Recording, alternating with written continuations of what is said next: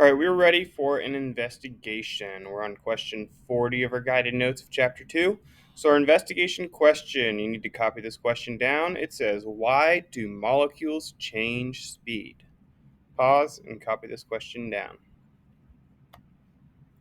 Okay, in the video, we saw the air in the box becoming warmer. We put this cup in, the cup got cooler, the air got warmer.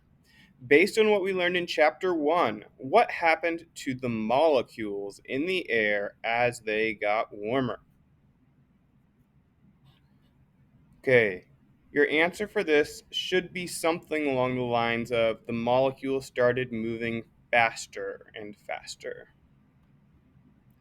42. You're going to use the sim to learn more about why molecules change speed. Since we can't see molecules with just our eyes, the sim is going to help us gather information about them.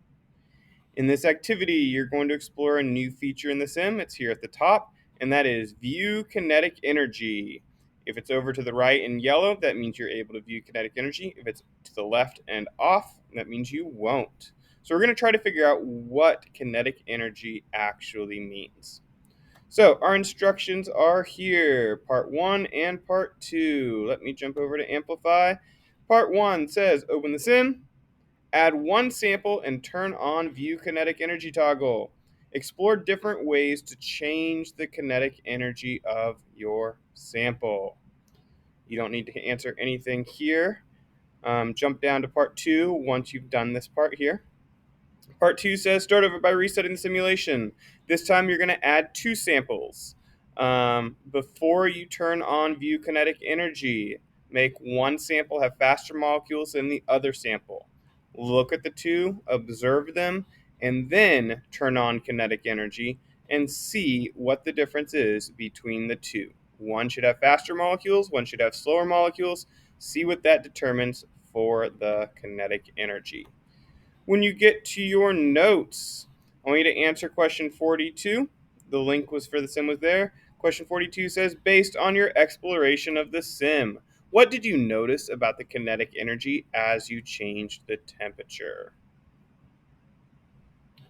So we were just doing some simulations about kinetic energy. So let's try to figure out what kinetic energy actually is. I want to pause and have you try to guess or make a prediction for what this vocabulary term is.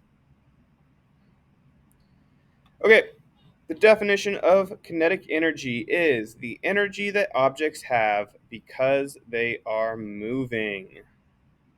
So if a ball is flying through the air, it has kinetic energy. A car is driving along the road, it has kinetic energy. Question 44. How can you tell that molecules have kinetic energy? So in the sim, it shows it with yellow. But if we look at the definition, it says the energy that objects have because they are moving. In the sim, even though these are not yellow, they are still vibrating a little bit and moving a little bit. They're not moving as much, so they don't have as much energy, but they are vibrating and moving some. So how can you tell that molecules have kinetic energy? Because they're moving. Anything that's moving has energy. And if we look up here, all molecules have kinetic energy. Molecules are always in motion, so they always have some kind of kinetic energy. So now that we know about kinetic energy, we can update some of our key concepts to be more scientifically accurate to reflect our new learning. So we're going to take our key concept 2 and 3 and 4, and we're going to revise them to make them a little more accurate. So question 45 is revising key concept number 2. When a thing gets hotter, its molecules are moving faster. And then what we're adding is right here. They're moving faster and have more kinetic energy. So copy this down for a revised key concept 2.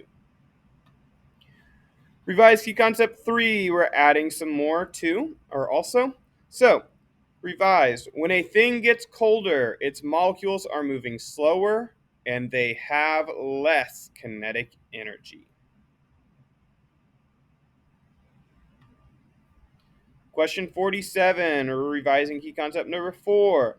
Temperature is a measure of the average kinetic energy of the molecules of a thing. So temperature is the average kinetic energy of the molecules. So, question 48. If you have a mug of hot water and a mug of cold water, you can infer that the hot one has a higher temperature and therefore faster molecules and more kinetic energy. The molecules in the hot mug are moving around a lot more. They have higher energy, they have higher temperature. Cold mug, the molecules are slower, they're not moving as much, lower temperature, lower kinetic energy. So this here says infer.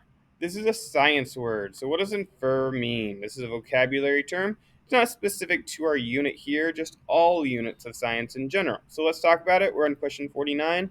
The word infer means to reach a conclusion using evidence and reasoning. Copy this down, and that's the end of this video.